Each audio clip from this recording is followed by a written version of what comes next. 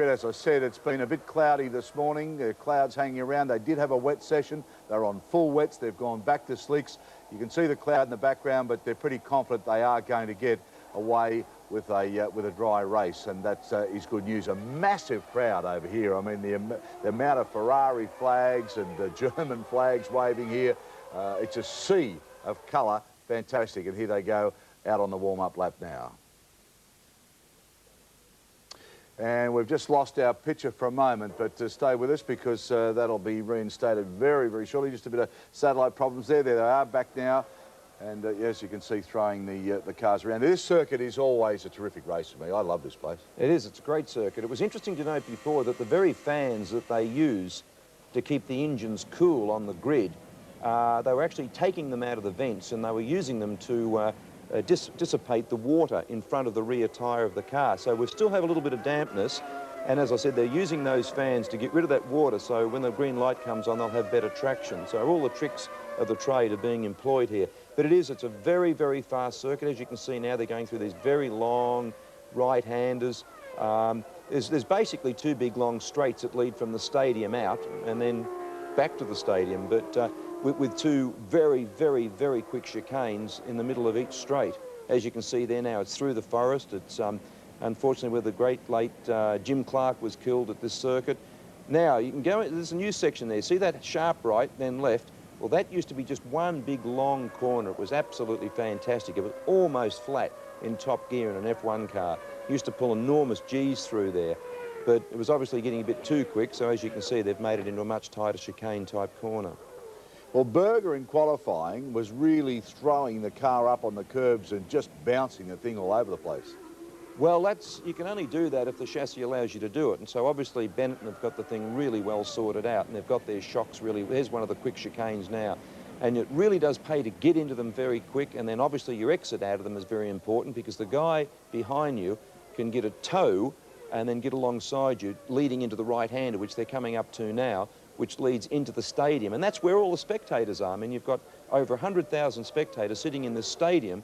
The cars disappear out of sight. They go right up to the northern end. There's a few spectators up there at a small grandstand, but the majority of all the spectators are in this, where they're now. They're going right, and you'll see them coming into the stadium, and that's where all the spectators are. Normally, it's very, very hot here, but it's only 23 or 24 degrees at the moment, with a small chance of rain. It is an amazing place where they just disappear out in the boondocks and that beautiful long straights through the forest, then suddenly come back and here's 100,000 people cheering them on. Absolutely. I mean, you can even hear them in the car. You go from dead quiet, well, if you can, such a thing as dead quiet in a Formula One car, but then you come into the stadium and you can just see them and then they just roar, and it's just unbelievable.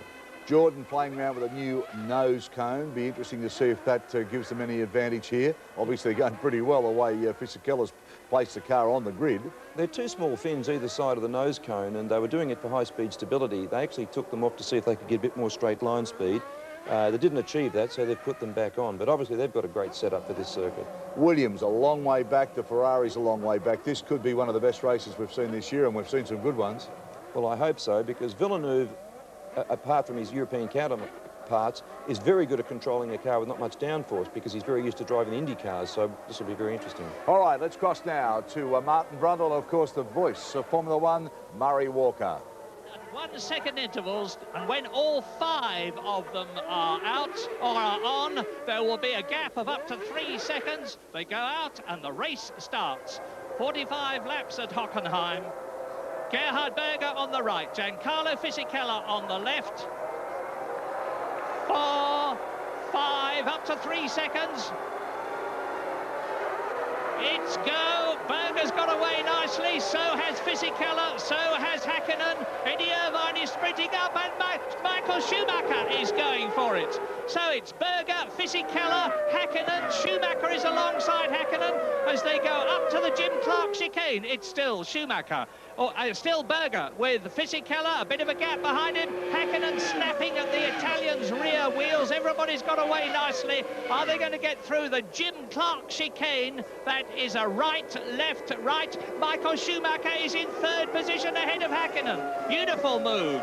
So Gerhard Berger leaves in the Renault-powered Benetton, Fisichella in the Peugeot-powered Jordan, and that looked like Eddie Jordan trailing along at the back, and he started well down the field in about 11th position. Yes, it's Eddie Irvine at the back of the field, got some kind of problem off the start line. Michael Schumacher had a good start up there into 3rd place. Ralf Schumacher had a very poor start there. Look, he's just gone through your screen. Damon Hill looks like he's just about kept his position. There's a car off. It's a Minardi. It's Marquez. Yeah, Tarso Marquez, the Minardi driver from Brazil. But Michael Schumacher, there's Eddie Irvine. He's lost the bar, and he's lost the left rear tyre. Look at him. And behind him is Frentzen. Heinz-Harald Frentzen, the German. OK, they've got a big problem from there. Those tyres are going to start flapping around and damaging the bodywork. They've got to go so slowly back to the pits, otherwise they're going to damage the bodywork, and they're out of the race anyway, so you just can't pick up the speed. They've obviously made contact with each other. And one of the McLarens too, with a smoking front right tyre. I look like Mika Hakkinen, but look at Gerhard Berger pulling away from Fisichella, who's got Schumacher behind him. And then is it Hakkinen or is it David Coulthard coming towards us in 4th place now? Right, Coulthard's had a spin. David Coulthard is at the back of the field, barring the 2 cars that have a puncture. Coulthard had a spin coming into the stadium. And Eddie Irvine coming in with a tyre problem, like no tyre on the left rear wheel. Heinz-Harald Frentzen has again had terrible luck at the beginning of the race. Whether it was his fault or someone else's, I know not. It doesn't really matter. The fact is that his race is effectively destroyed right at the beginning, as into the pits comes the McLaren of David Coulthard, 19th. But this is going to be a long, long delay. And here's a replay. Let's see what it happened. Well, he was all by himself when it happened. Well, I think he's got a front wing problem. Look there. Look on the right-hand side. The front wing mounting point has broken, and he's understeered wide onto the gravel. No front turn in, and that's his problem there. That's why he had the long stop for a new nose cone. Well, that was 14 seconds altogether, but it was 34 seconds plus the coming into the... And that is Eddie Irvine. Look at him coming in. Left rear tyre completely missing. He's doing the best with the back of the tyre. He's out of the race. Look, here, as we said, the tyre's flailing. He's going too fast, and it's made a big hole in the side pod that he will not be going out again. But watch Frentzen. Frentzen's going to be a bit luckier, I think. As long as he hasn't damaged the front suspension, they'll pop a new nose on that and a set of tyres, but he's a long way behind. But Eddie, get out of the car. You're not going any further, my friend. Well, to the extent that he can think about anything, Heinz-Harald, fire, and the engine bay of the Ferrari. Well, Eddie Irvine is out of the race. Eddie Irvine retires at the end of the 1st lap, a bitter blow for Ferrari. And Frentzen is also out of the race. He must have damaged the front suspension in the contact. Those two have had a coming together, and is that David Coulthard out of the race? Yes, that was David Coulthard touring. So Frentzen and Irvine and Coulthard out, and we are only on lap 3 now. We haven't had much chance to talk about what's happening in the race. Such has been the excitement behind the leaders.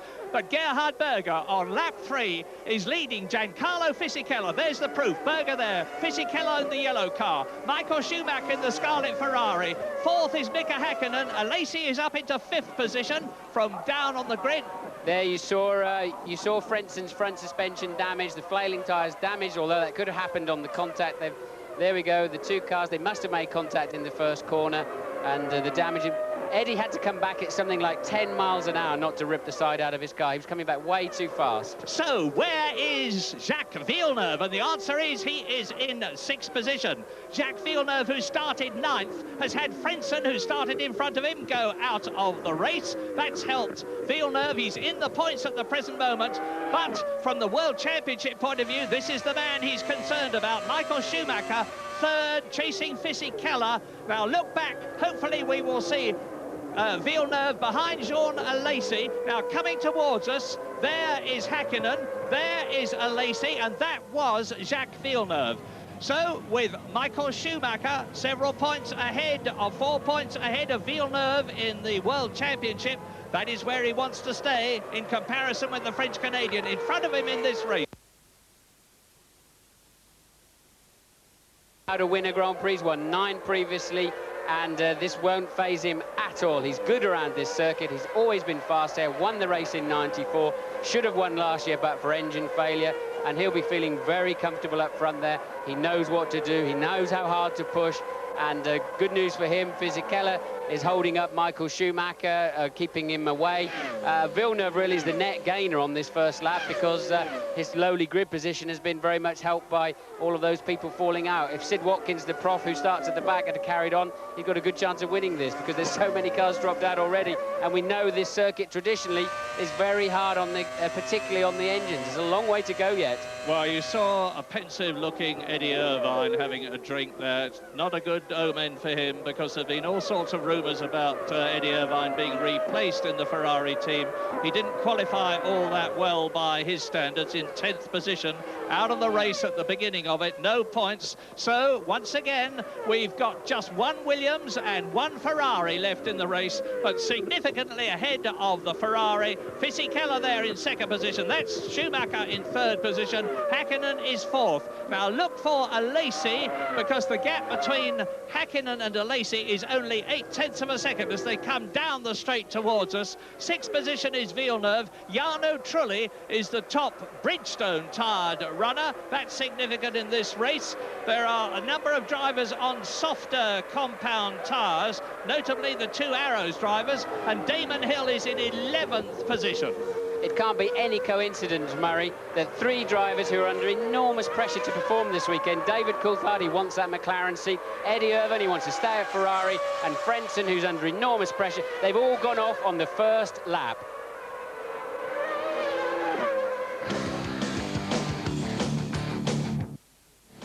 He's very, very close indeed to the lap record. Look at the gap.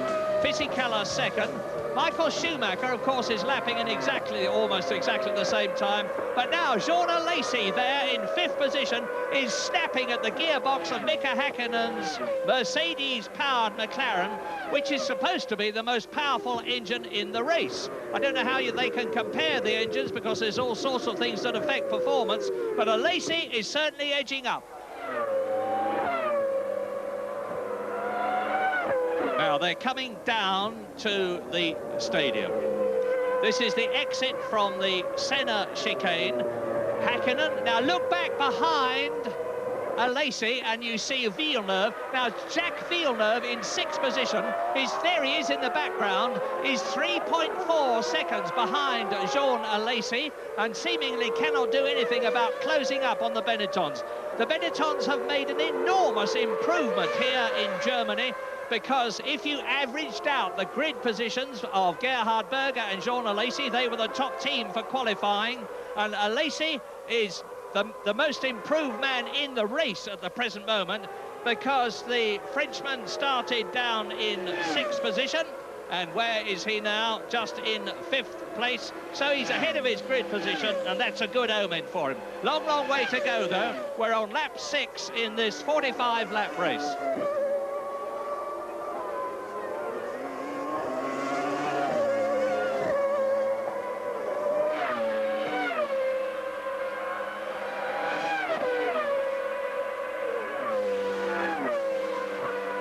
Well, you're watching the battle between Mika Hakkinen and Jean Lacey on lap 6 of the 45-lap German Grand Prix. And we've got a fairly static situation at the present moment. Gerhard Berger has built up a lead of 4.8 seconds. That's an enormous gap over Fisichella, who's got Schumacher. There he is, right behind the Jordan. There is the battle for 4th place. Mika Hakkinen, the McLaren, Jean Lacey, the Frenchman in the Benetton. The Benetton is undoubtedly the most improved car here in Germany. Jacques Villeneuve is 3.7 seconds behind Lacey, and there he is in the background, and behind him the top Bridgestone runner Jarno Trulli. All the top 6 are on good. Is Ralf Schumacher, who hasn't done nearly as well as his Italian teammate Fisichella here at the Germans' home track at Hockenheim. 9th and 10th, Barrichello. Johnny Herbert has got ahead of Damon Hill, who is running in 11th position. And soon we will be coming up to pit stops. We're on lap 7. Well, soon is a comparative word. I wondered if I heard a exhaust noise coming from Fisichella's car as he came past there. It may just be the acoustics of our commentary box, but definitely seemed to be like a broken exhaust, but maybe not. Well, Renault are looking for another victory here. If Berger continues the way he's going, look at the gap, they're going to have it, because that's what's in the Benetton. It's a Peugeot engine in the yellow Jordan. It's a Ferrari engine in the Ferrari, of course. The only constructor that make everything themselves, their own engine, their own gearbox, their own chassis, everything is Ferrari. Good test for Fisichella here. He's got Michael Schumacher, the double world champion, breathing down on him. He's going to see that red Ferrari flicking around in his mirrors. Michael's not letting up. He's giving him no respite. Be interesting to see if Fisichella can cope with this kind of pressure. At the moment, he's doing it very, very nicely. He's in good shape there. Yeah, young Giancarlo Fisichella is definitely the find of 1997. He's only 24 years old, and last year he was with the Minardi team, which hadn't got a hope of winning a Grand Prix or even doing well in one with its V8 engine. But then he got the drive with Jordan, and he's grasped it with both hands. He's already had a third place, his first podium position, second on the grid here, and as Martin has pointed out, he's staving off the double world champion. Yes, he is. But do you remember back in Monte Carlo, Murray, Fisichella ran beautifully for so long, about 50 laps or something, and suddenly he cracked under the pressure and he just fell away, cars passing him almost each lap, and it was as if he could just stand it no more, and he almost had to back out of it.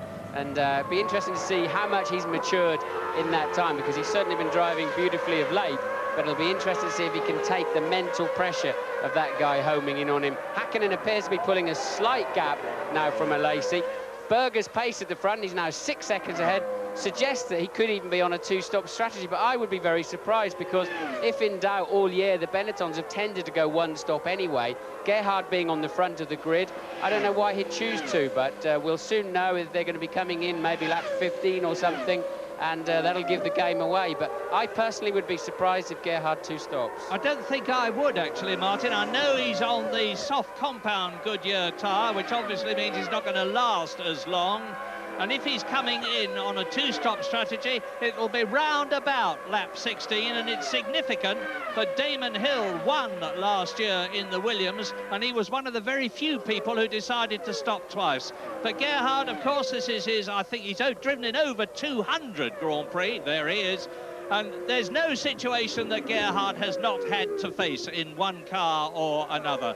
Gigantically experienced. He's got all his motivation back. He said to me on Friday, I'm fit again. I'm concentrating on winning now. I don't know who I'm going to be driving for next year, but I know I'm not going to be driving for Benetton, which was the first official announcement we'd had. But anyway, coming into the stadium, the battle for second and third places, with Fisichella still holding off the Ferrari of Michael Schumacher, and behind Schumacher in fourth place, it's still Hakkinen. Behind Hakkinen, it's still Alesi. Behind Alesi, it's still Villeneuve. That's the top six. Jarno Trulli in the Prost. And Damon Hill is having a look at Johnny Herbert and going through. Damon Hill in the arrows moves up into the top 10.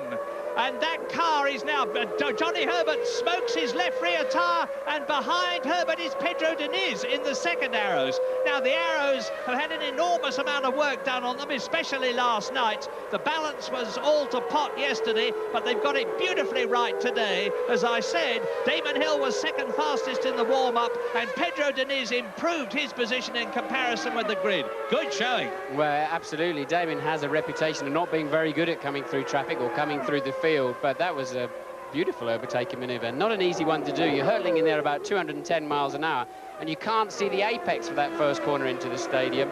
But they were a little bit hesitant, and Johnny realised Damon had got the had the corner and led him through, really, and had to then defend Diniz. So that's good news for Damon. He can now get on with the programme. They've been lapping very slow back in the 49s. He needs to be getting on with it if he's two stopping. What about the stresses here at Hockenheim, Martin? Very tough on engines, very tough on brakes. We're on lap 9 out of 4. Here's a replay of the start. OK, now let's see if we can see any kind of contact between Frentzen and Irvine. Frentzen there on the far right of your picture. Yes, there they go, look. They're just going out of view, unfortunately, but obviously some point in there they must have touched tyres just on the apex of that first corner. Ralf Schumacher way out to the right. No, unfortunately, we didn't see the point of contact. Here's Gerhard, obviously on his way. He's 9/10 of a second faster per lap at the moment.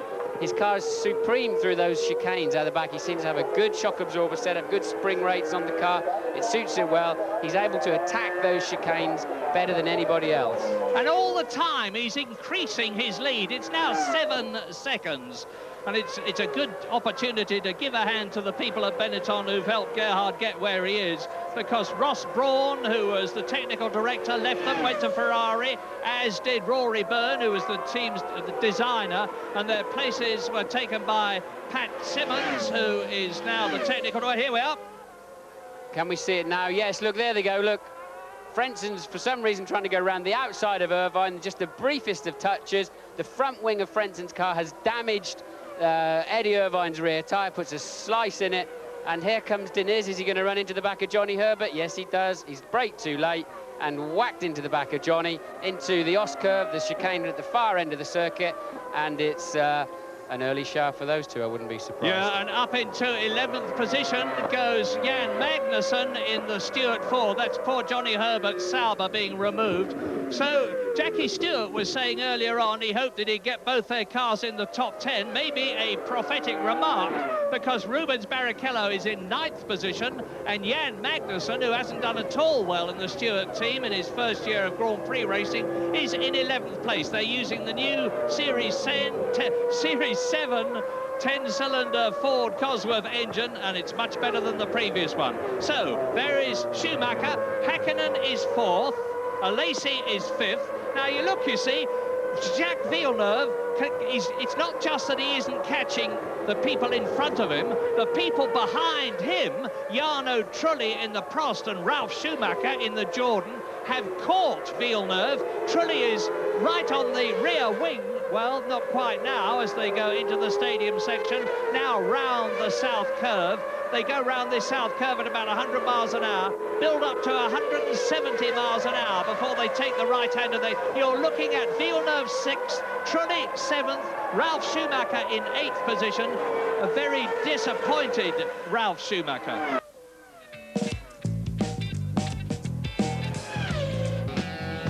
Welcome back. We'd just like to apologise for those little breakups in the picture. Unfortunately, it's a satellite problem that's coming out of Germany. We're trying to rectify it here, so those little breakups. Nothing wrong with your set, but there is something wrong. There's a few bugs in the old satellite. There's the positions after 10 laps. Let's go back to Murray. Into the back of you, Eddie, it was Heinz-Harald Frentzen. It's not going to do him a lot of good, is it? No, I have to say, if you had to apportion blame, there would be something like 30% Eddie and 10% Frent and 70% Frentzen.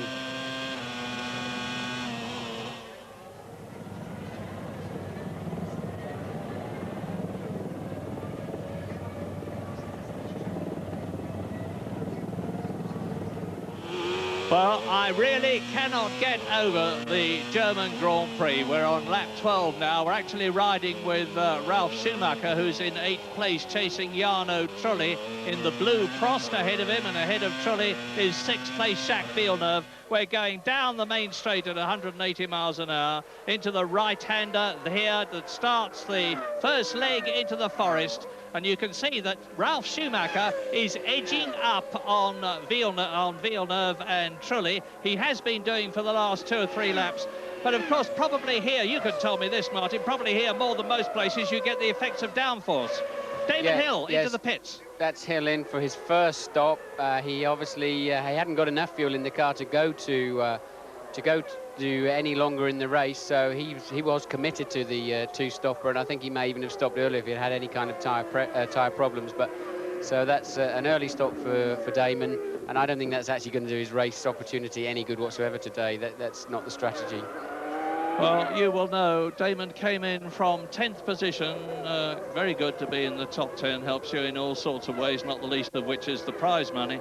But Gerhard Berger now has got that gigantically comfortable cushion of nearly 10 seconds over this battle between Fisichella and Michael Schumacher in the Ferrari, which comes towards us, followed by Mika Hakkinen and Jean Alesi. Nobody is making much of an impression on anybody at the moment. Alesi is actually closing on Hakkinen in 4th place. He's only a second behind him now. Jarno Trulli in 7th place is only half a second behind Villeneuve. And Michael Schumacher is continuing, as he has done in virtually every race this year, to keep the Ferrari going. He's only had 2 failures to finish in Argentina and the British Grand Prix. And unlike Eddie Irvine, who has gone out more times than he has, he's got a lot of points as a result of it.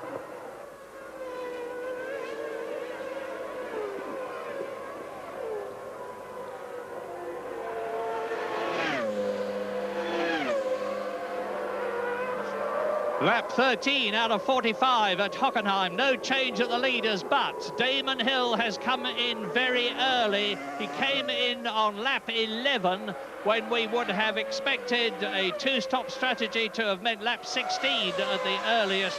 And Martin, you've said that's not a good sign for him. No, he was going to make a very early stop if he had any kind of tyre problems. I guess where he's at the moment in the race, he was behind Barrichello 7 odd seconds. And really nothing much going on behind him, so they've elected to come in for some fresh tyres and try to steam back up the field. But it's a long pit lane here at 120 kilometres per hour, and meanwhile it's a very fast pit straight where they're doing 280 kilometres per hour.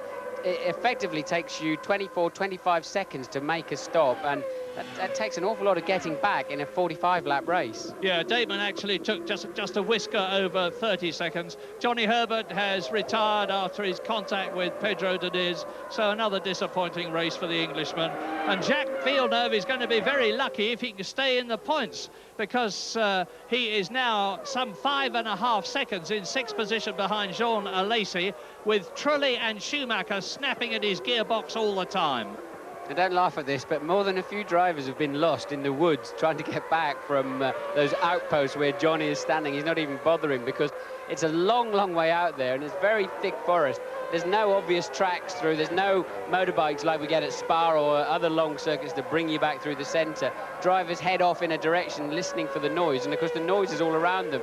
And more than a few of them have ended up walking out of the forest somewhere near to where they started half an hour earlier, as daft as it may seem. No, it doesn't. I've walked this course. 4.2 miles takes a long, long time, with about 3 miles of it just plunging through the forest. Right, now, here's the replay. Let's see what happened. Somebody's lost it on the way in. Look there, the middle car, and just lost the back end. That obviously has got to be Fontana, as we know. Lights up the rear wheels in frustration. Now you're heading the wrong way, Norberto. You'll be meeting somebody unfriendly any minute now. Turn it around quickly because they're coming in there at 215 miles an hour. So watch the battle between Fisichella and Schumacher now, while I tell you that on lap 14, Gerhard Berger, driving an absolutely immaculate race from pole position, is a magnificent 10.5 seconds ahead of Fisichella and Schumacher. Eddie Irvine out of the race. Mika Hakkinen is in 4th place with a Lacey 1 second behind him. Here come Fisichella and Schumacher towards us. Jacques Villeneuve is battling hard but getting nowhere in 6th position. You see them at the top of your picture, them being Villeneuve, Trulli and Schumacher, 6th, 7th and 8th, and completing the top 10, Rubens Barrichello and Jan Magnussen. Jackie Stewart's wish is being realised at the moment, both his cars in the top 10, but there are still another 31 laps to go. That's right, and it's tough on engines here. You can feel the things hurting down the straight. They're pulling something like 16,500 revs. You're flat out in top gear for something over 45 seconds around each lap, and it's tough on the engines, especially if you get in a tow, the slipstream of another car, you pull a few more revs, and if you just start touching the rev limiters at the end of the straight, it really hurts. It unbalances the engine, and that's when they pop. Lap 15.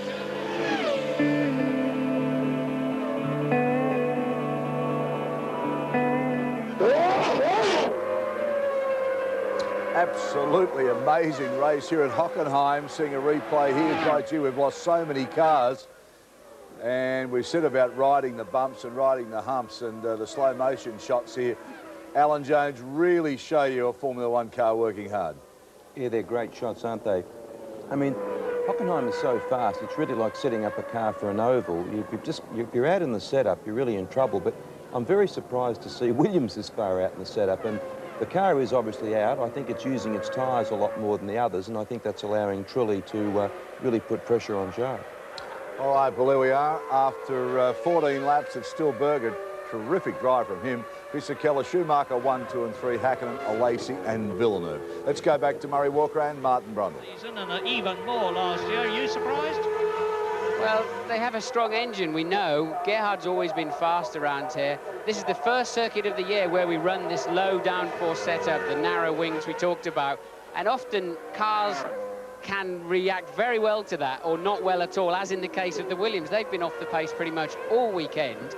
And clearly the Jordan suits as well. The two Jordans were very fast in testing at Monza just last week, the same kind of racetrack. And so I think that's the Benetton works very well too. They've got a driver in first and a driver in fifth, and I think Alesi could be quite a bit quicker than Hakkinen if he could just get out of his dirty air. So and Alesi, we think, actually could be coming in the pits, so he could be on a two-stop strategy, and that could even mean that Gerhard Berger is then too. So it's about now they're going to have to show their hand. Yeah, I think Gerhard is on a two-stop strategy. I think that's an indication of the fact that he's got a lighter fuel load. The way he's sprinting at the beginning, he's got this 12-second lead, building up a cushion to come in twice compared with the other people's once. Why is he doing that? People will be saying the answer is that if you come in and take on fresh tyres, which give you better grip, therefore better drive, more speed around the track, it can cancel out the extra time that you would lose in making the stop. But we're going to see very shortly. Gerhard Berger is on lap 16 now. If you take it mathematically, a two-stop strategy would bring him in on lap 16 and on lap 32. Well, it's definitely not Gerhard, obviously, that they're waiting for in the Benetton pit. So our ITV pit crew information is absolutely spot on. It's Jean Alesi that'll be coming in this time round. It still doesn't commit Gerhard to a two-stopper necessarily, Murray. He'll have made his own decision on that based on his own previous experience. So Alesi's coming in. I'm looking, sorry to interrupt you, Martin, but I've seen Hakkinen go by. Alesi, there he is, from fifth position, is coming in now. There's quite a gap. Villeneuve goes through up into fifth place. Trulli goes up into sixth position. Schumacher goes up into seventh place. Now the gap between Schumacher and Barrichello was 8 seconds. Barrichello's gone up, and Jean Alesi is going to rejoin in, I think, 9th position ahead of Jan Magnussen. Well, you can see the start and finish section is clear. So Alesi in for his first stop of 2, and he was in 5th position. He's dropped down. Gerhard Berger is still in the lead. Yeah, but Berger is two-stopping. We can see them in the pit lane. The Benetton boys have brought another set of tyres out. Obviously, Gerhard's gone for a two-stops today. If Fisichella and Schumacher and indeed Hakkinen are one-stopping, then that gives them track position and gives them a pretty good situation, you'd have to say. But I'm surprised that Gerhard's two-stopping, as I said before, and his pace is such that he doesn't appear to be hurting with his tyres, and he's probably out there wishing he wasn't coming in the pits. Yeah, my information, which may not be accurate because they try to keep these things secret, is that Mika Hakkinen, like David, and in comes Gerhard Berger. So here is race leader Gerhard Berger, and over to James Allen. Well, Martin, no, it's not necessarily two stops that Gerhard Berger is going to be doing. Remember last year, Jean Alesi came in, he still had 20 litres of fuel in the car, 20 kilos of fuel in the car when he made his stop, and he went on to the finish. Berger's got such an advantage today, maybe they're putting enough fuel in to last him right through the finish. Let's count how many seconds it takes for the fuel to go in, and that will tell us. I don't have a time on it, I can't tell you, but if it was over about 11 seconds, it's probably enough fuel to take him to the end. We don't know, we weren't given the time, I'm very sorry. Back to you, Murray. Well, Mika Hakkinen is going through, and it's a moot point about... There's Berger in the background. That's Hakkinen in 3rd position. So, in the lead now is Fisichella. Schumacher is 2nd. Hakkinen is 3rd. Berger, who has stopped, is in 4th place. There'll be some choice words coming out there in Berger's crash helmet in German, because he did not need Hakkinen in front of him. He needed a nice clear track for a good out lap, and he's going to be thinking, oh, just for one more second I would have been in front of that McLaren, and now if he's one stopping, I've got to follow him. But that's a very good point from James. He doesn't necessarily have to stop again. Yeah, and his bacon may be saved by the fact that Mika Hakkinen is on a two-stop strategy. If he is on a two-stop strategy, and I'm right about the soft tyres. Well, there is Hakkinen, there is Gerhard Berger now in 4th position, and this gives Giancarlo Fisichella, who I'm almost certain is on a one-stop strategy, the opportunity to go. Well, we know from the pits that Gerhard Berger's stop was just 0.3 longer than Alesi's, but Louise Goodman is in the pit. She has some more information for us. Heinz-Harald, give us your version of events. Well, I was on the outside. Eddie Irvine came on the inside, and on the acceleration, it just pulled me to the outside. I had no space to go. I couldn't go on the grass at that stage, and then he ran over my front right tires, and that was the situation. Not the first time you've had a problem with Irvine. No, it's a couple of times I had a problem with Irvine, but this is race circumstances. But this time, I think that was not necessary because I was on the outside. I'm not able to run over the dirt and over the grass just to keep Eddie alone on the track. He must think that behind his head he has a couple of feet of car. I'm sorry, Harry Heinz, I can't agree with you on that because, you know, the guy was in front and there's only one thing that car was going to do from the apex of that fast corner, and that's move towards the outside, and he was a good, almost his full car in front of you. You must have seen that he could only really come across. Well, as you watch Gerhard Berger pushing Mika Hakkinen, who's in third position, I'll stir the pot of controversy by telling you that just before the race began, Patrick Head, the technical director of Williams, said to me, I'm very worried about the fact that Villeneuve and Irvine... Oh, and Berger's going through! Berger takes Hakkinen. Now, this is going to clear the track for him. Remember, he's got to try to close because I believe that Fisichella is on a one-stop strategy, and the way things are at the moment, it could well be that Michael Schumacher is too. But just to finish the thought, Patrick Head said, I'm worried about the fact that Irvine and Villeneuve are on the same row. He wasn't expecting Eddie Irvine to come zapping up and take Frentzen out, but that is exactly what happened.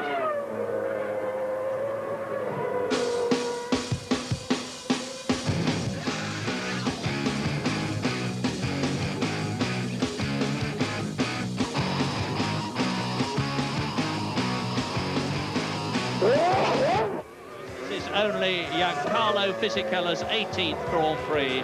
He leads conclusively, and he's got an increasing lead because it's now 2.3 seconds. Now, Michael Schumacher is dropping back.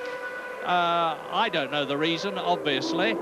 Fisichella is obviously very happy with the way things are. One-stop strategy. He's on lap 20 at the present moment, and I would expect him to come in another couple of laps or so, round about lap 22, for his one and only stop. It's equally clear that Michael Schumacher is a one-stop strategy. Here's a comparison of the Jordan and the Benetton at the Ost curve, and you see Michael Schumacher in the back. I don't know what this proves, incidentally. Does it prove anything to you? Well, it only really proves something interesting when you're comparing qualifying laps to see who was where, as per the slalom downhill skiing, but doesn't show you too much in the race. But anyway, nice to see something, a little variation, I guess, Mary? Absolutely, absolutely. Variation for Gerhard Berger.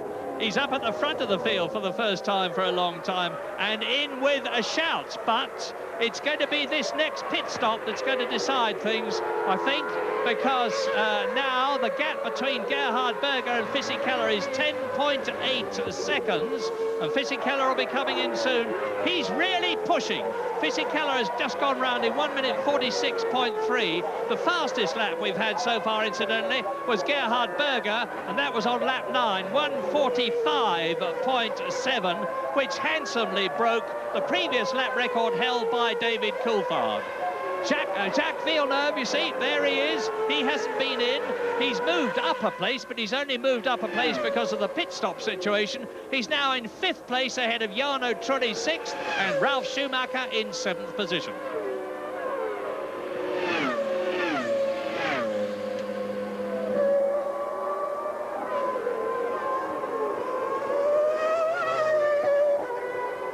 Coming towards half distance at Hockenheim, lap 21 out of 45, and into the pits has come Gerhard Berger, rejoined behind Mika Hakkinen. He has brilliantly passed him into 3rd position.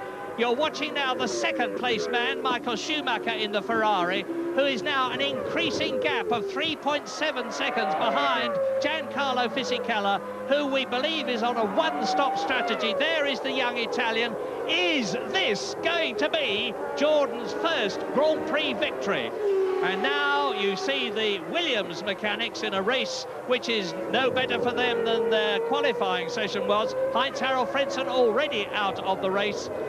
Jacques Villeneuve can do nothing about the cars in front of him. Coming towards us is Hakkinen.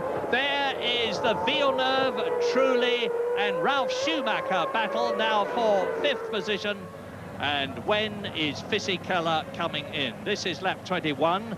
It's either going to be this lap or the next one, I believe, as you look down on the stadium. Well, Trulli's more than keeping Villeneuve honest, isn't he? And he's been all over the back of him for some laps now, and he's obviously holding him up quite a lot. And Villeneuve peels off into the pits. We saw his pit crew ready, and he's obviously, now he hits the speed limiter. And his pit's quite early into, that's Hakkinen coming in there now into the McLaren garage, as we see Villeneuve just locking a wheel slightly. There's a lot of undulation in the pit lane, very easy to do that. And the team working away well there. We flick back to Hakkinen, and he's off. Just 9.2 seconds, a good stop for a one-stopper. They obviously had a lot of fuel in at the start of the race. Villeneuve a 0.7 longer. That's good for Hakkinen. It's going to keep him pretty much status quo. And he's got to get back out on the track now, and he's got to haul that gap back into Gerhard Berger, such that when Berger makes his second stop, if he makes a second stop, then he'll have track position like he did over Villeneuve in the British Grand Prix. And that'll be one of the Jordans. We understand it's Ralph's pit stop coming up first, Ralf Schumacher's pit stop in the Jordan. So now Jarno Trulli in the Prost there has moved up into 4th place. And there's Fisichella coming towards us. Those of you who are watching the previous sessions will notice that the Jordans have dropped the nose of the car with the special little mini wings that they were using. They've got the revised nose on, and it's certainly doing the job for Giancarlo Fisichella. On lap 22 now, I'm expecting him to come in. I'm expecting Fisichella to come in. No, he's going past. It's Ralf. It's Ralf they're waiting for, Murray, down in the pits. And it's Ralphie's tyre covers that are off, and he'll be coming in shortly. We can see him in the stadium now. He too is keeping Trulli well in his side. And in comes Michael Schumacher's in. In comes Schumacher from 2nd position, 9 seconds behind. Berger goes up into 2nd place. Schumacher drops down. Is Trulli going to get through before the Ferrari gets out? I don't think so. Trulli went, and here's Ralf Schumacher coming in as Michael Schumacher goes out, his elder brother, after a 9.7 second stop. Fisichella is still out there with things looking better and better for him. So Fisichella continues to lead on lap 23 out of 45. This is a long stop for Ralf Schumacher. A lot of fuel going in, of course, drops off the jack. Bags of wheel spin. He mustn't do more than 75 miles an hour in the pit lane, but he's got a special control to stop him doing that. I have a feeling I saw Michael Schumacher coming out of the pits behind Jean Alesi. Does that seem possible? If so, Alesi had a cracking good stop, and Mike, maybe I was, well, we'll see. But that's significant for Michael Schumacher and the race overall, if that's the case. Well, one thing for sure is that there's a lot of changes as a result of the stops. Another thing equally for sure is that Giancarlo Fisichella that we're looking at is coming in very shortly. He's on lap 23. He's got a lead of 9 seconds. And for sure, Gerhard Berger is going to be taking the lead from the young Italian, whose total stop is going to take something like 30 seconds. Total stop from entering the pit lane to leaving the pit lane. And he goes through again. Well, now this really is surprising me. Well, the covers are still on the tyres in the pit lane, so they weren't. It's not surprised the Jordan crew too much, but they're out in the pit lane very early. Normally, it's such a long lap here. Normally, they would be leaving it a bit. They have to stay in the garage until they're ready for their man to stop. Martin, I wonder if I'm not exactly right, because Gerhard Berger is catching Fisichella. Maybe they've left it just a lap or so too late. Fisichella's tyres are going off. Gerhard Berger is on a new set. He's closing the gap. He's definitely going to get the lead back. And Michael Schumacher is now storming, and you're right, Martin, he is behind Jean Alesi. The order now on lap 24 out of 45. Fisichella leads, but has yet to stop. Berger is second and has stopped. Trulli is third and has not stopped. Lacey and Schumacher are fourth and fifth. They have both stopped, as has Mika Hakkinen in sixth place, and Jacques Villeneuve, who is out of the points. No Williams car is in the points on lap 24, half distance at the German Grand Prix. And that is something that we certainly did not expect. Now, this is significant for the World Championship also. Michael Schumacher there, dropping down behind Jean Alesi, and clearly that's taking points away from him on a day where he needs to maximise, because it looks like Villeneuve can't score well. Fisichella then coming into the stadium, his crew are ready still, covers coming off the tyres right now, so clearly we should see him peeling in over that yellow line. We've got the chicane coming up now, and then the double right-hander, but halfway around the first part of that double right-hander, he should peel across the yellow line, as he does now.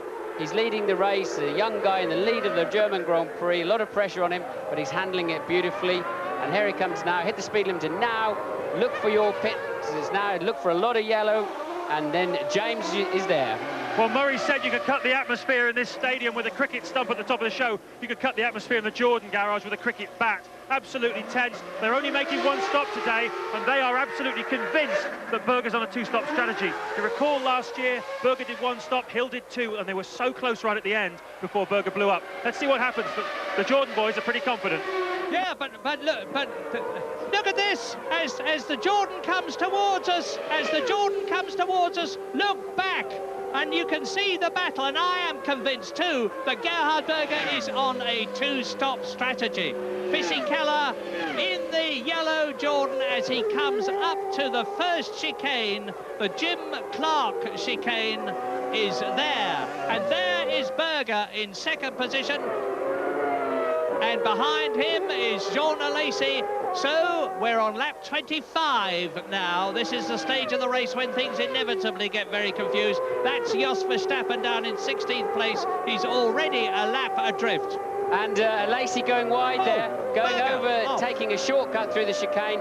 Now, he won't necessarily get penalised for that. I was talking to the control office just before the Grand Prix, saying what happens if they go across there, and they will take a view. Did he have some kind of advantage? Did it keep him ahead of a car? Did he pass a car? I don't know how they'll view that one, but he'd probably get away with that, I think. I think he's all right, Martin. I checked too, and the answer is that they're going to compare lap times, and if he got a significant advantage on his lap time, it would be reported to the stewards. I don't think he did get a significant advantage, and he's held his second place in front of Michael Schumacher, but we'll see.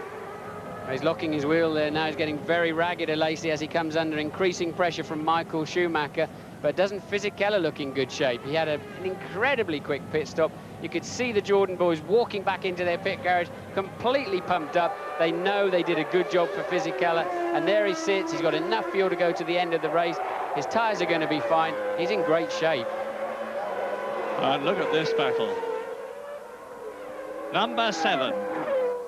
Jean Alesi ahead of the double world champion, and here's the replay. Let's see the car. That's Alesi just out-braking himself, braking too late into there, and realising at the point of no return you have to abort the corner, take the easy way out and go across the what is an old part of a racing track there and rejoin. I went through there backwards one year and actually got a stop-and-go penalty for it, even though I lost a place, but that was when it was a slightly firmer hand running it a few years back. Yeah, my mind always goes back to the notorious incident between Ayrton Senna and Alain Prost in Japan at the Suzuka circuit, where they actually came together, as a result of which Ayrton Senna lost the race and Alain Prost won the championship, but that's a very different story altogether. We're on lap 26 now, out of 45. Gerhard Berger is leading. He's leading this battle. Sorry, but behind him is Fisichella. This is the battle for third position between Jean Alesi and Michael Schumacher. So 2 Benettons in the top 3. Ralf Schumacher in the other Jordan is down in 8th position, so Damon Hill in again for his second stop. He's in 12th position, and the order on lap 26 out of 45.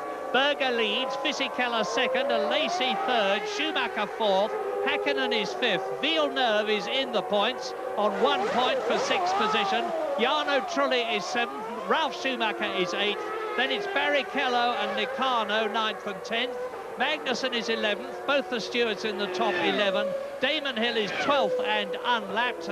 Fontana, the Argentinian driver in the Sauber, is 13th. And then Salo and Verstappen in the two Tyrrells are the remaining drivers, both of whom have been lapped. They are 14th and 15th. And out of the race, Katayama, Herbert, Deniz, Coulthard, Frentzen, Irvine and Marquez. And we've got a long way still to go.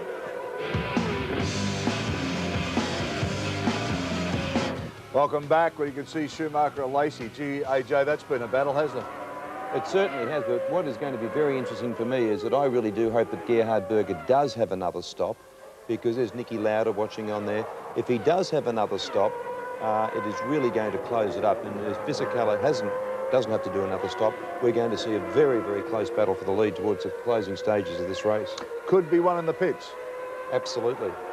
And there we are, after 25 laps. It's Berger, Fisichella, Alesi, 1, 2 and 3, Schumacher, Hakkinen, and then Villeneuve back in the points. Let's go back to Murray and Martin Brundle. The Scarlet Ferrari passing the massed ranks of scarlet-capped Germans is Michael Schumacher. Now, is Verstappen going to move over and let them through? Not there, he's not. They've got an enormous speed advantage here. Verstappen's got the Ford V8 engine. Alesi, who's going to bob out from behind his rear wing, has got the Renault V10. Michael Schumacher is going to be held up, I think, as they come up to the Jim Clark chicane. Of course, has got the Ferrari V10 engine. And he's losing time and distance to Jean Alesi by being held up by Jos Verstappen, who, to be fair, couldn't do much about it there. But he must move over and let Michael Schumacher through now. Schumacher does as Alesi did, closes right up to the gearbox. That's that dirty air problem you were talking about.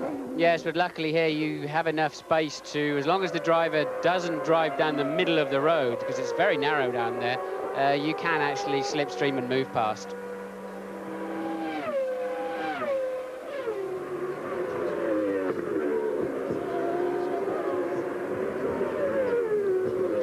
Well, the rain, the potential rain that we were worried about here at Hockenheim has held off. The clouds are white overhead. I don't think there's a threat of rain now. And the position on lap 28 out of 45 as you watch the cars in front of you, that is Mika Hakkinen ahead of Villeneuve, is that Gerhard Berger is very much back in the lead. He's got now, after his one stop, an 18-second lead over Fisichella. But that is a bit misleading. I'm sure Berger's coming in again, and Fisichella is not. So Berger will need a gap of 25 seconds, absolutely minimum. And he's taking something like a second a lap out at the moment. I mean, they're not racing wheel to wheel on the track, but in reality, they are absolutely head to head. Berger and Fisichella. Berger, if he is stopping again, and I think you're right, Mary, he probably has got to, then he's got to drive for his life for track position. And Jordan Pitt will be telling Fisichella exactly the same. Just go, go, go. Even if you think you're racing by yourself down the back straight, and sometimes you can have a very lonely time around it. It's such a long track and so many cars dropping out. Often you can't even see a car in front of you or behind you. Not the case we've got here, of course, in front of us. But he's got to push so hard because he's effectively racing wheel to wheel with Berger when it all settles down and shuffles out of the pack. Lap 29, 5th, 6th, 7th and 8th together. 5th, Mika Hakkinen in the silver McLaren Mercedes, and that is the Jordan Stewart. Well, the Ford engine has let go, and it's Jan Magnussen yet again retiring from a Grand Prix. This is his 7th retirement in 10 races. Yeah, well, it's the Stewart, Ford and Magnussen, as you pointed out, Murray, and that engine's far too young to smoke, don't you think? Yeah, to be fair, I would say in support of Ford and Cosworth, as I did at Silverstone, that they are bravely and courageously doing their development in public. It's a hard thing to do because people will think the engine isn't good enough, but you can get much more development, much more intense development by racing the engine than by testing it. And they won't find many pieces they can use again in that engine, because when they blow up at Hockenheim, boy, do they blow up. And you find holes in the bodywork of the car, let alone the engine cylinder block, the side of the engine. And that one is thrown a conrod or something, and the moving parts go through the oil galleries and water galleries. It all gets mixed in, gets burnt on the exhaust, and that's why you see that plume of white smoke. Which is exactly what happened to the man we're looking at last year, of course, in the Benetton Renault, when he was ahead, Gerhard Berger. Oh, and Ralf Schumacher is past Mika Hakkinen. Now, Hakkinen is flagging and Trulli is past, so Trulli has moved up into, just let me check, into 6th position, ahead of Mika Hakkinen. And I was saying that Gerhard Berger's engine blew up last year when he was leading Damon Hill with only 3 laps to go in the Benetton. So he'll be keeping his fingers crossed very shortly. He's on lap, this is the 2/3 distance lap. Lap 30 out of 45. Berger, Fisichella, Alesi. Schumacher, there is Schumacher in 4th place. It's Alesi in the Benetton in front of him. Then look back, because there's been a change. Hopefully we'll be able to look back now and see whoever comes round the right. Well, I just caught a glimpse. It looked like Mika Hakkinen to me, in which case he's still in 5th position. But we'll bide our time. Yes, it's difficult to confuse the front of the McLaren with the day glow strips and the front of the Tyrrell sometimes when they're in the far distance. So we'll see if Hakkinen did maintain that place, but it did look to me like a couple of cars could have passed him. Berger has just gone into his 31st lap. 17.5 seconds was the gap, and it is increasing, because Berger is piling on the pressure in order to increase the lead as much as he can to come in, and we think stop again. Fisichella goes through. Yes, Hakkinen did maintain that position, Murray. Hakkinen was still at the front. And into the pits comes the Benetton. James Allen. Yes, Michael Schumacher goes past to the 3rd place as Jean Alesi comes in. Now, you remember when Ross Brawn and Rory Byrne were at Benetton, they had the best strategies in the business. This is the year where Jordan have really struggled with race strategies. One of the reasons they haven't shown. Fantastic stop, 8.5 seconds. But is this going to be a race where Benetton have got it wrong and Jordan have got it right for once? It's going to be very interesting. We expect Berger in 2 laps' time, if he follows the same pattern as he did for the first stop. Now, that's the problem with 2 stopping. Look, now, Alesi's come out of the pits behind all of those cars that they're racing for position, and now he's lost track position. He's got to pass that lot to regain anywhere near the position he was before, and they're not going to let him past easily. He may have a faster car, but he wants to take position and points away from them, and that's ruined his race. He's going to be thinking, oh, I don't believe that lot are in front of me. What's happened? Gerhard Berger's not going to be in the same position, because he's 10 or 11 seconds further down the track at least than Jean Alesi, so it won't affect him in the same way, but this is a disaster for Alesi. Well, we were riding with Ralf Schumacher as up behind him comes the Benetton. Now, there's Schumacher. Ahead of him is Trulli. Ralf Schumacher in the yellow Jordan. Now, here they come towards us. Here is Hakkinen ahead of Trulli. We're back again with Ralf Schumacher as he goes into the chicane. Left, right, left again. To 200 miles an hour. Plenty of oversteer there coming out of the corner. Ralf got on the throttle and had to correct the car quite quickly back at the 3rd chicane. He doesn't look entirely happy behind the wheel of that car, you have to say. He's not attacking the racetrack on the way in and then fighting the car still on the exit of the corners. And his teammate Fisichella's running way up front, and Ralph's struggling. There he goes over to pull her. What's he doing? He's pulling something off the side of the car there. I don't know what that could be. No, he's got a Zeus fastener loose. He's got a little fastener loose on his screen, and he's trying to do it up, look, on the side of the car that holds the screen on. Yes, there's like a thumb fastener thing. And that's a worried-looking Eddie Jordan watching him. We're in lap 32, and it's any moment now that Gerhard Berger there will be coming in, if he's coming in, because the 2-stop strategy will bring him in round about lap 32. We don't know for sure that he's not on an extended strategy. That fastener is still loose, and it looks as though it could be catching the back of his glove as he goes into corners. Yeah, it's just bothering him, isn't it? Look, and it's a fastener that holds either an internal panel or the screen in place. It's waving around, but I mean, there's not too much to do down the straights here. Can get a bit boring sometimes, so it's not a problem to him to occasionally have a go at putting that back in, but he's not having much luck. Martin, you are easily bored if you can get bored at 200 miles an hour in a racing car in Hockenheim.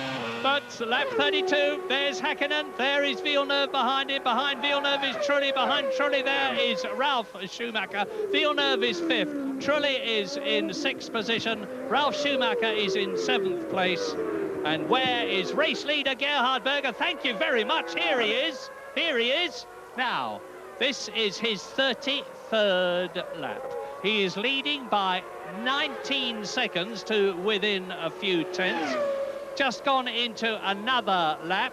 Now, I can't remember, to be brutally honest, how long his stop took, but therefore I don't know how much fuel he took on. It could be that he's staying out longer than the expectation of lap 32. Well, we know he is, but it may be quite a long time. Yes, but 8.1 seconds the first stop for Berger, but you really don't know how much fuel he had on in the car on the grid. Sometimes you can carry another 20 litres just to make that pit stop shorter, because obviously the fuel is restricted in its flow rate into the car, so it's all time taken in the race. Even if you're sitting in the pits, it's race time. Well, at the moment on lap 33 we look as though we could be seeing, I emphasise, 1997 Grand Prix history created, with somebody new up at the front, a new car up at the front. The man is Gerhard Berger, the car is Benetton, the engine of course is Renault, as it has been so many times this year already, with 4 wins for Jacques Villeneuve and 1 for Heinz-Harald Frentzen in the Williams. And Michael Schumacher there in 3rd position is now closing on Norberto Fontana, who is in 12th position as we... Oh, and you see the mechanics, the Benetton mechanics are still quite calmly standing in the garage area. No question of them being out on the pit apron. In! Next lap, I think. That's the signal for Gerhard Berger to come in on his 34th lap with just 11 laps to go. So it'll be a fairly short stop while he takes on new tyres and wheels and a little fuel. And is this looking good for Fisichella? Because I think when Gerhard comes out of the pits, he's going to be very close to Schumacher, to Michael Schumacher, who we believe doesn't have to stop again.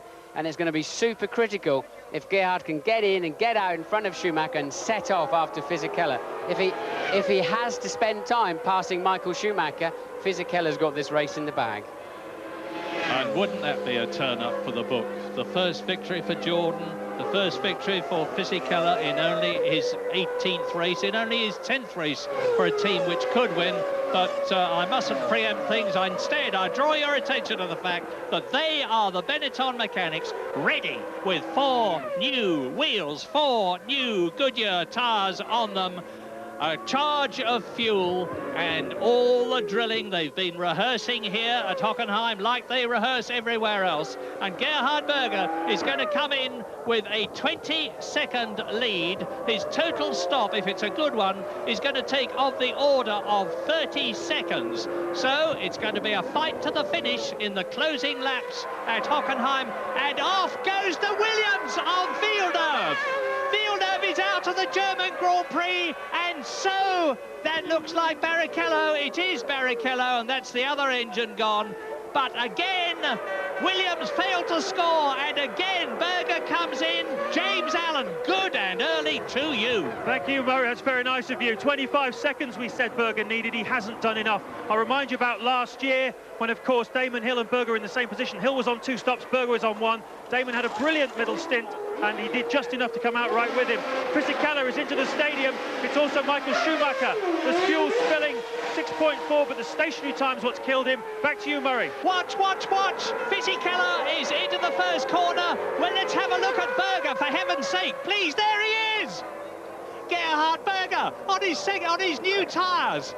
He's right with Fisichella. This is the battle for the lead. This is lap 35. It's a 45-lap race.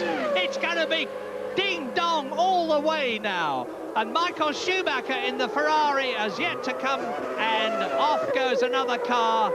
And the order is Fisichella, Berger, Michael Schumacher, and Mika Hakkinen in 4th place. So we've got 4 different constructors in the top 4 places. Now the pressure's on young Fisichella, and this is an interesting one. Here we're going to see, I suspect, Villeneuve's problem. It's gone down the inside and just plain lost it. He's lost it under braking, look, and backed it into the gravel.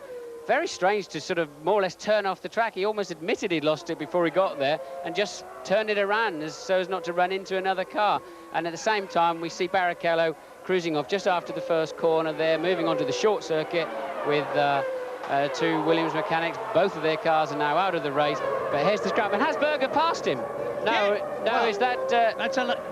No, it's Berger, it's Berger. Gerhard Berger has done it. Gerhard Berger has got ahead of Fisichella. We didn't see it on the replays, but Berger has got ahead of Fisichella and leads the German Grand Prix. What a super race this is. Berger, here it is. OK, out of the S-curve, Gerhard's got good drive out of there, pulls out of the slipstream. He's on the fresher tyres.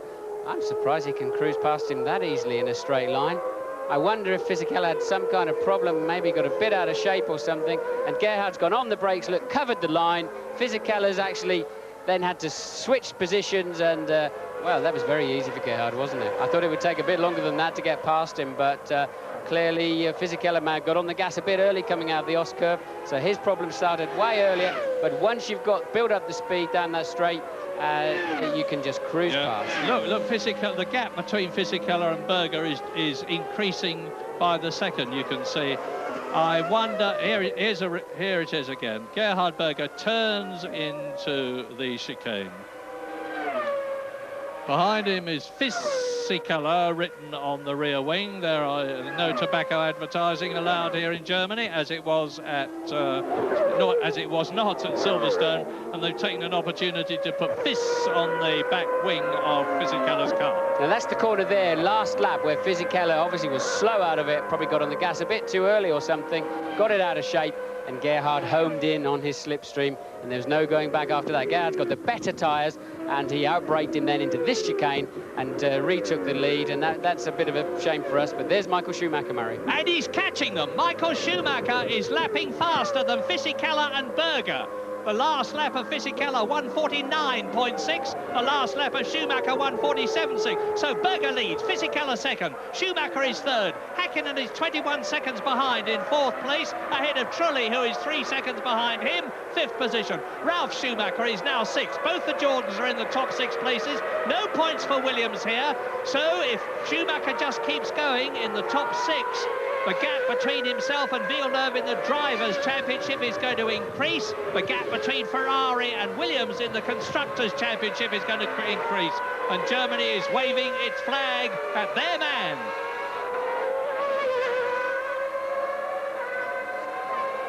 So, lap 37, 45-lap race. Berger, Fisichella, Schumacher, Hakkinen, Trulli, Ralf Schumacher.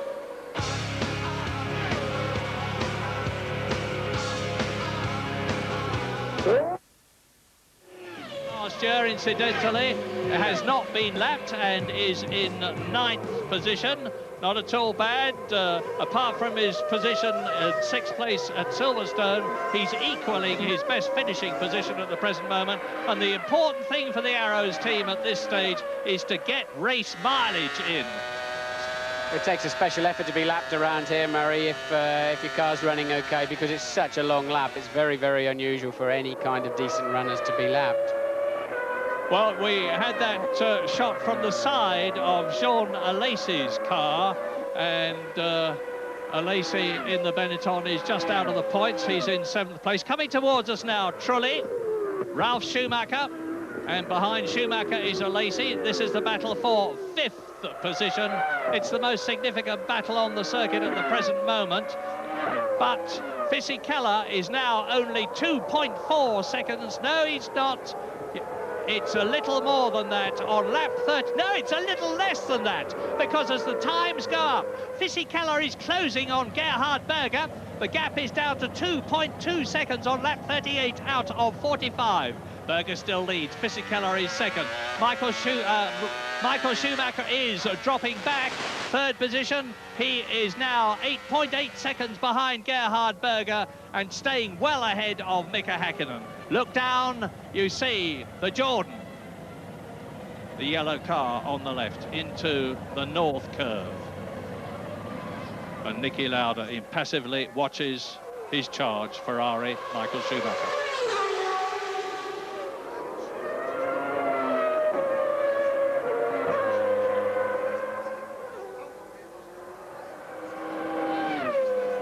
Well, it's all action here at Hockenheim with Gerhard Berger there on lap 38 out of 45, leading Fisichella in the yellow Jordan behind him, who is catching Gerhard Berger. The gap is down to just a whisker over 2 seconds. Now, Fisichella has got to get past the car that is sandwiched between the two of them, and that one is the Arrows of Damon Hill, 9th position. He has been lapped now by Berger. He's going to be lapped by Fisichella shortly. An enormous horsepower advantage for the Peugeot-powered Jordan over the Yamaha-powered Arrows. But there is Gerhard Berger coming through to complete another lap, to complete his 38th lap, to go into his 39th. 6 laps to go at the end of this one, just about 25 miles. Damon Hill is going to be passed by Fisichella now as Fisichella goes into the north curve. And there is Michael Schumacher in 3rd place. Now, is he catching? Yes. Michael Schumacher is speeding up again. The gap is down to 5.6 seconds between Schumacher and Fisichella. Yes, I think it's because Damon Hill's in Fisichella's way at the moment. But it's a significant fight at the front there. Of course, Fisichella apparently moving to Benetton next year, effectively in Gerhard Berger's seat. So there's a bit of a personal confrontation going on here. But also, of course, Gerhard's on his fresh soft tyres. Remember, he elected the soft tyres at the beginning of the race. The decision that was made yesterday after the various practices in the morning, and the Jordan on the hard of those 2 tyres. And but I don't see that being a problem for Gerhard. His first sets didn't fade towards the end of their stints, and Fisichella's going to have to pull something extra special out of the bag now to reapply any kind of pressure to Gerhard Berger. I've been absolutely amazed how quickly Benetton did a brilliant stop for Berger. We see him bouncing over the curbs there. There's a normal sort of line through there to cut the angle of the corner. Benetton did a fantastic stop that put Gerhard out onto the track ahead of Michael Schumacher and just behind Fisichella, the one stopper, and then Gerhard seized his opportunity straight away and just nailed Fisichella. And now, well, he apparently now has the race in the bag. Well, it's lap 39. There are only 10 of the 22 starters left. Here are the retirements in the order they retired. He's got a puncture. Is that Fisichella? He has a puncture, look, left rear puncture. Well, that's taken care of it for Gerhard Berger, and bitter luck for Giancarlo Fisichella. He's limping in, he's going to have to change it, and that means to say that now Michael Schumacher will go up into 2nd place, and they must be crying bitter salt. Oh, he's lost out. it. He's lost it. There's just absolutely no grip. Your right front will be in the air, and the metal doesn't grip too well. He's kept the engine running. Don't spin the wheels too much. That bodywork is going to be ripped away. He's got to travel nothing like the distance that Eddie Irvine had to travel. But even so, you can still see damage being done to his side pod. He may get away with it. I'll be surprised. Well, meantime, of course, poor Giancarlo Fisichella, who finished 3rd in Canada and was going to be for 2nd or maybe even win this race, has seen all his chances disappear because Gerhard Berger leads now, and he's got a comfortable 11 seconds lead over Michael Schumacher on lap 40 out of 45. Mika Hakkinen is in the points, which will please Mercedes and McLaren. 3rd position, Jarno Trulli is in 4th place, which will please Prost, France and Bridgestone, because that's the tyre he's on. Okay, there was a hole in his bodywork, but it doesn't appear to be any smoke or any fluid. And the Ferrari guys are out in the pit lane now. Can only be for Michael Schumacher if they're expecting a late splash and dash. And how does that... It doesn't really affect Michael, because he's quite a long way ahead of Hakkinen anyway. Fisichella now out of the equation, of course. There's the tyre bursting. Look, at top speed, he did well to contain that car. I had a left rear puncture in my Jordan here last year. Well, let's hope that Fisichella at least finishes, because it's appalling luck for him. But there you see the right front. That shows you how stiff these cars are, both in their construction and their suspension. The right front's off the ground because the left rear is low, and suddenly look, he needs to lean on the rear a little bit to take that last corner. You can see the damaged bodywork there already in front of the tyre, and that's Michael Schumacher over the curbs coming in the pits. And it's a very tight pit lane there. I don't think there was any particular problem. Yeah, but what about Hakkinen? He's third, but he was 21 seconds behind. So Michael Schumacher has lost time, of course, because he's not only stopped for about 6... And there's Hakkinen! He's going past! I can see Hakkinen. You can't. Watch for them as they come out of the corner. There's Schumacher. That's Hakkinen behind him. So they're now battling for second position. Michael Schumacher second. Mika Hakkinen behind him in third place. He's got the way on. We're on lap 41. Berger is still leading. He's going to win this race if he just keeps going. But then I would have said that last year. And he went out 3 laps from the end. Yes, obviously Michael felt something wrong with his tyres. He's not happy with those tyres. And Ferrari rightly thought they'd got enough time to bring him in. It's a bit risky if they had a sticky wheel nut or any kind of mistake. You saw Schumacher climbing all over the curbs on the pit lane entry, but they got away with it, and he's got track position. We should mention Jarno Trulli at this point in the Prost. He's been driving very, very consistently all afternoon. Hasn't shone at anything in particular, but he's kept his head, and there he is, just behind Hakkinen on his Bridgestone-tired Prost Honda. Yeah, and he's in fourth position, which of course is by far the best he's been in either the Minardi or the Prost this year. His previous highest position was... And there's Schumacher, there's Fisichella. Well, he's come in, he's taken on new tyres and wheels. Something has happened because he's touring and he's coming out of the race altogether. Ralf Schumacher's still in, he's in fifth position, and on lap 42 in this 45-lap race, Gerhard Berger that you're looking at is on his way seemingly, I say seemingly, to a very, very famous victory. 15 seconds ahead of Schumacher, Michael Schumacher, as Fisichella definitely pulls out of the race. That flailing tyre's probably cut an electrical cable or a hydraulic line or something like that, and clearly that's made the Jordan grind to a halt. So Michael Schumacher is on 6 points at the present moment. If he stays where he is by staying ahead of Mika Hakkinen, and it doesn't look as though he's got any problems in doing that at the present moment, because he's much further away than he was on the previous lap. This is Berger leading. It will mean that Michael Schumacher increases his World Championship lead over Villeneuve to 10 points. It will mean that Ferrari increase their World Championship lead over Williams to 9 points. And it's looking hard for both Villeneuve and Williams now, because Schumacher has said Ferrari is going to get stronger and stronger. So Hakkinen fourth, third. Trulli is in fourth position. There's the McLaren, and that is the Ferrari of Schumacher. Second, third, fourth. Trulli is on a wonderful charge. He's lapping to within 1/10 of a second at the speed of the much more experienced Mika Hakkinen in the much more powerful, we thought, Mercedes-powered McLaren, but the Mugen Honda engine is holding the McLaren ahead of it. Lap 42, just 3 to go at the end of this one. Yes, the McLaren, Mercedes-Benz Mercedes-Benz has not had the straight line speed here we expected. I wonder if they just backed the revs off a little bit this weekend. They have had some reliability problems, and they just haven't been sailing down the straights like we perhaps imagined, given the power they're reported to have. James Allen has some news for us. Yeah, Martin, the reason Fisichella went out, in fact, was the flailing tyre cut one of the oil pipes. There's oil actually on the pit apron here, and he's been spilling it out all the way around. Gary Anderson knew it was all over when the car pulled out. And he just said to me, well, you know, that's motor racing, which is an incredibly philosophical attitude, given that his car nearly won a race. But I wish you could see the tyre that came off Fisichella's car.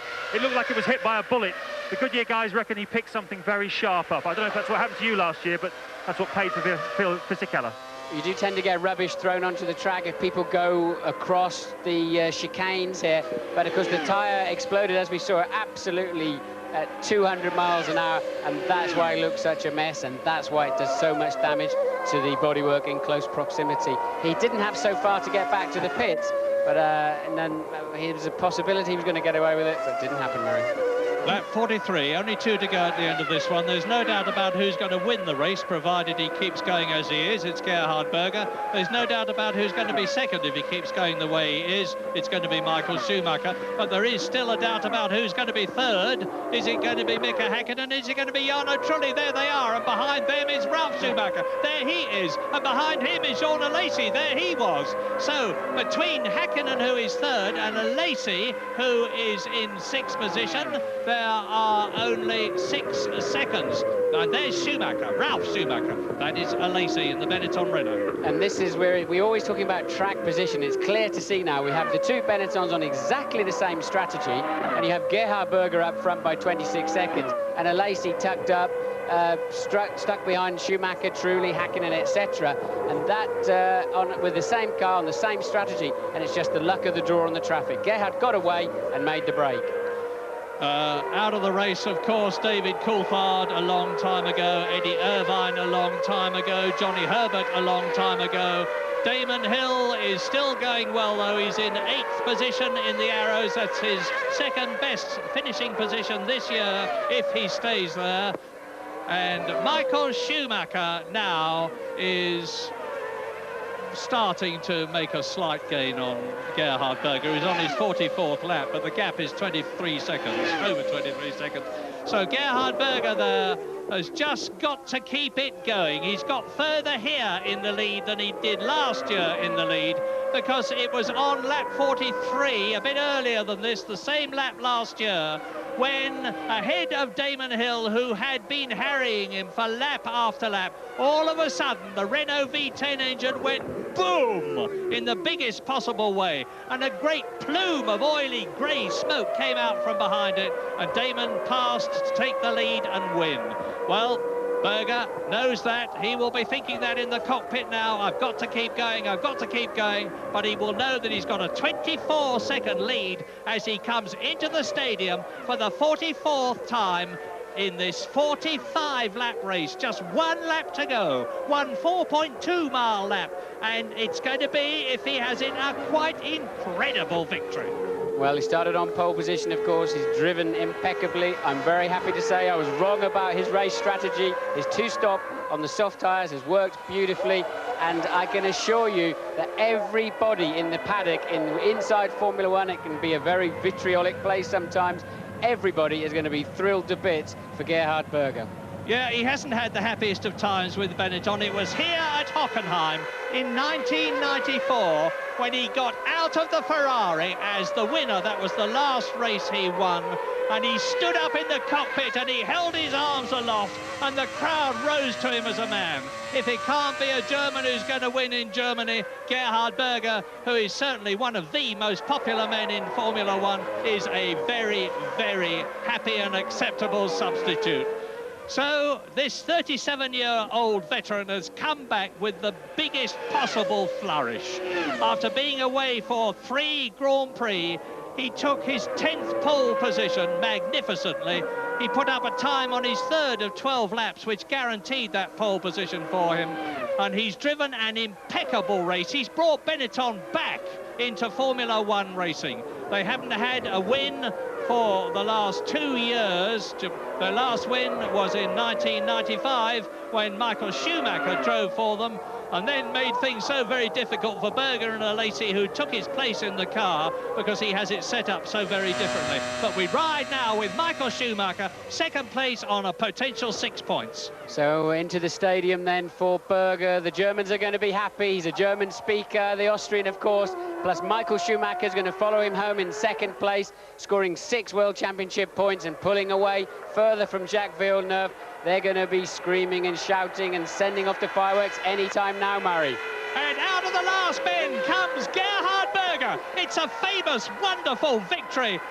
I couldn't be happier. Formula One couldn't be happier. Benetton could not be happier. Renault could not be happier. And I'm quite sure that Gerhard Berger couldn't. So here is Germany's Michael Schumacher. You can see the flags, and he's taking those 6 points with a reliable, fast drive for Ferrari to increase his championship lead, to increase Ferrari's championship lead. There is Mika Hakkinen finishing in 3rd place, Jarno Trulli finishing in 4th position. Behind him, Ralf Schumacher finishing in 5th position, and Alesi crosses the line. 6th position, both the Benettons have scored World Championship points in Germany. What a fabulous German Grand Prix at Hockenheim. They're not always the most exciting here, but we've certainly had our fill of it here. That's Benetton's first win for some time. Must be the end of the 95 season. Yeah, it was 1995, the last Benetton win. I think You know, I'm just imagining everybody at home saying now exactly when it was, but in point of fact, it was Michael Schumacher at Suzuka in Japan in 1995. So Benetton are back. Well done, Nick Worth. Well done, Pat Simmons. Well done, Flavio Briatore, but most of all, well done, Gerhard Berger. A storming, scintillating comeback drive, and that's going to help him no end in the World Championship. Great.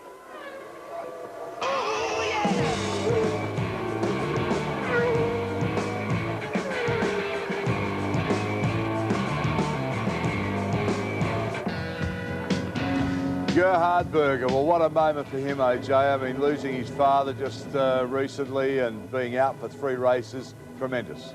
Well, it's amazing. I mean, what goes round comes round, as Martin Bundle said. I mean, it's unbelievable. I mean, he really is at loggerheads with the team at the moment, particularly Briatore. And I'm sure he's going to walk up to him after the horse and say, well, what do you think about this? And has made a statement, if you paid me 50 million, I wouldn't drive for you. That's exactly right. He's out come what may, but it's a nice way to sort of get a bit of attention within the team. Mika Hakkinen back on the podium, first time since Australia. Yeah, well, I always like to see Mika up there, you know, simply because of his great comeback of what happened to him in Adelaide, and I think he deserves all the success he can get. I mean, bad luck for Fisichella, obviously, but there you can see Gerhard Berger, fantastic drive, really didn't put a foot wrong. Michael Schumacher consolidates his championship with the 2nd, Mika Hakkinen 3rd. Truly good drive from him 4th. His brother Ralph Schumacher in 5th, and John Lacey brings up 6th for Benetton. Now the championship, Schumacher extends it now 53 to 43 from Villeneuve, which is basically 1 race result. Lacey in 3rd, Berger 4th, Frentzen 5th, and Eddie Irvine 6th. And the Manufacturers' Championship, Ferrari goes ahead again, 71 from 62 Williams, Benetton 3rd, McLaren 4th, Prost 5th, and Jordan 6th. Well, let's take you now behind the pits to the post-race interviews. It should be a pretty emotional Gerhard Berger. Well, Gerhard, what a great race for you. You last won here in 1994, so it must be a fantastic feeling to be here today. Yeah, I mean, I just can repeat again what I said already after the pole position. I think I get some special power somewhere. And I think I know from where it's coming, and I'm very, very happy about it. What did you think when you came out after your 2nd pit stop and saw Fisichella in front of you? Well, I nearly lost the race because somebody blew off the engine on the straight, and it was so foggy I couldn't see the road anymore, so I had nearly to stop the car, and I lost about 4 or 5 seconds. And I know myself, I said, no, I think I lost the race. And I was quite surprised that I was so close that I just couldn't do it about 1 second. But then Giancarlo made a mistake in the 2nd chicane, and I could overtake him straight away. And yeah, it just works. Everything works together. You got pole position here, fastest lap and victory. Could this be the start of a Benetton resurgence, do you think? Well, obviously it shows that we have some potential. We have some potential since the beginning of the season. For different circumstances, we couldn't use it in the right way. This is a circuit, a kind of circuit, where it looks like we are right, we are competitive, we are quick. Next race is a completely different characteristic, and I'm going to be very interested how we look there.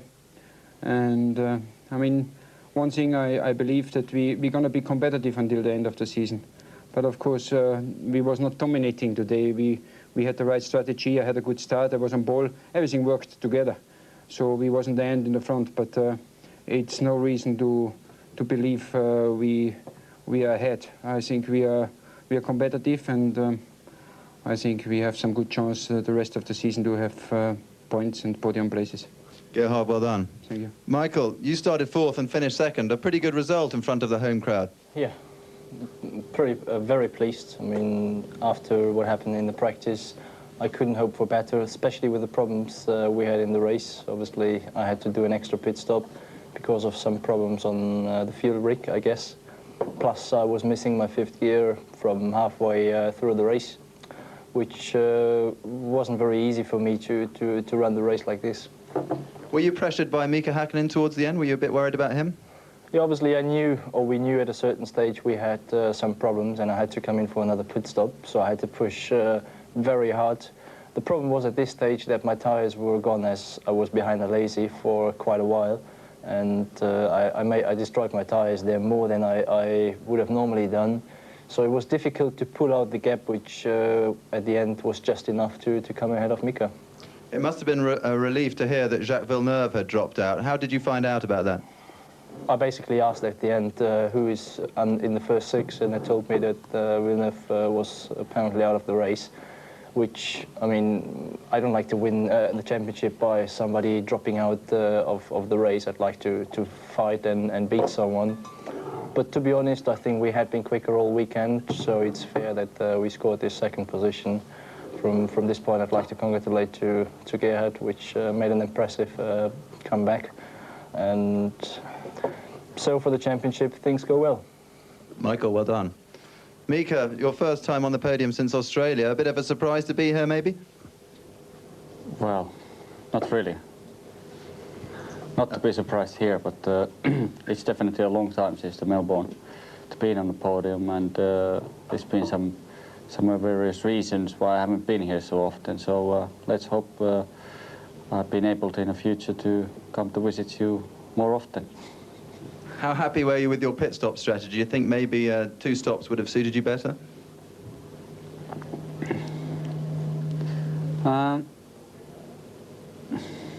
It was a situation where 2-stop tactics, you can definitely you are able to win a race if you are on a condition like Gerhard was on the front row, and if you lead in the first corner, it helps a lot. But if you're not in that situation, it's very difficult. So that was the decision for us to choose the 1 stop. Mika, well done. Gerhard, any thoughts on going to Hungary, where you normally have a big following? Yeah, I go testing next week to Silverstone. Then I have to do a bit fitness training. I have to catch up a little bit, because Hungary is physically very hard circuit. Usually it's very hot there. And I'm really looking forward to go there, because I like the circuit very much.